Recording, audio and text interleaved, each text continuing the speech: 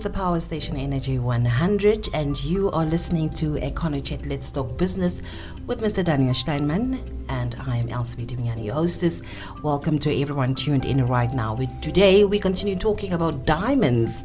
Like they say, diamonds are forever. So we continue this discussion, and what determines the value of a diamond is the main question that we're going to ask today. Welcome, Mr. Daniel Steinman. Morning, afternoon, good evening, Elsie, and all the listeners. It's, again, a privilege to be here, especially to talk about diamonds. I think there are so many misconceptions about diamonds in the popular mind, urban legends around diamonds and all sorts of stories. You know the story about the railway worker, who was he? Amuniela, the guy who picked up the first diamond in 1908. So that in itself has become an urban legend. Yeah. It is the stuff that nice stories are made of. But the diamond industry went through ups and downs. It's very interesting. We started with a single event in 1908, and by 1928 there was this popular legend that you could walk into a bar in Springbok, that is in the Northern Cape province, and it's not very far from Namibia. It's about 120 kilometers from the Orange River, so there was lots of traffic between the two. But you could walk into a bar in Springbok and you could put a jam tin full of diamonds on the table, and you would maybe get $20 or $30. You could buy a beer and a dinner. So the problem was there were too many diamonds because there was no control, there was no regulation. And by 1928, the industry was virtually bankrupt, or it was flooded by cheap, useless diamonds. And that the industry very soon found out, because remember, there were no industrial application in those years. There was no carborundum. You didn't make cutting wheels out of diamonds, and you didn't use it in laser applications. Nothing. It was just the value.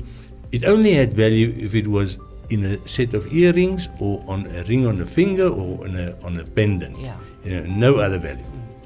So what happened is, and that is where we got CDM, Consolidated Diamond Mines, and it means that consolidated is a very pointing word, because through the actions of four very wealthy individuals, they basically bought up all the claims and all the small mines that they could get, and they got control over the big mines, and they got control over the Sperrgebiet, the diamond area number 1, and a little bit later number 2. But the whole thing that all of this revolved around was, what is the value of a diamond? That is a fundamental question, because if it is true what I said many years ago, diamond is just a stone, then we've been wasting our time for more than 100 years, chasing this chimera, this fantasy of something very valuable, when in fact it is just a stone. But what makes it so special are a number of elements. And I want us to look at those elements so that our listeners can start developing a feel for the complexities of the industry. We tend to, from an economic point of view, we tend to simplify the whole thing. If we look from the outside, we talk about, just like in oil, we talk about upstream, midstream, downstream. And I think I explained it the previous time. Upstream is where you dig them out. Midstream is where you trade them, sell them to somebody else. And downstream is where they polish and they sold to a client in New York or in London or Tokyo, wherever, Johannesburg. The thing about diamonds is that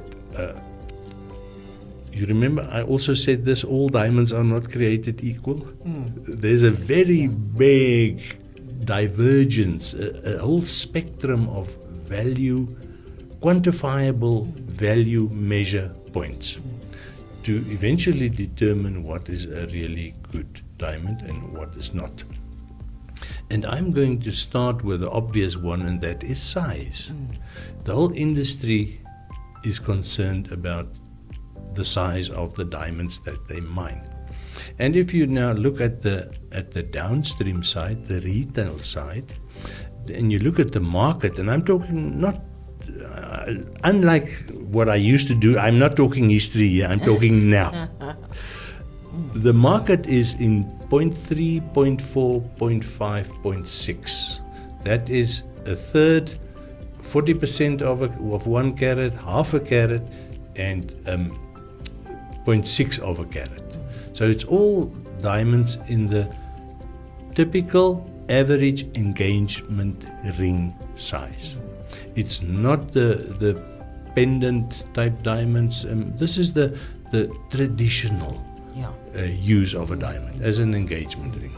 And it's also in that same category, that same sizes of 0.3, 0.4, 0.5, 0.6, where the biggest competition from the laboratory diamonds come from. Because they're easy to make. It's it's actually impossible to make a Cullinan diamond in a laboratory for a very simple reason. You need very big equipment, which we don't have. Maybe one day, in 50 years from now, the equipment will make those big diamonds, but the value will not be there. And remember, we're talking value. So the first one is size. When we come back, I want to look at some of the other elements that are equally important to determine the value of a gem diamond. Okay, let's quickly go for a short break.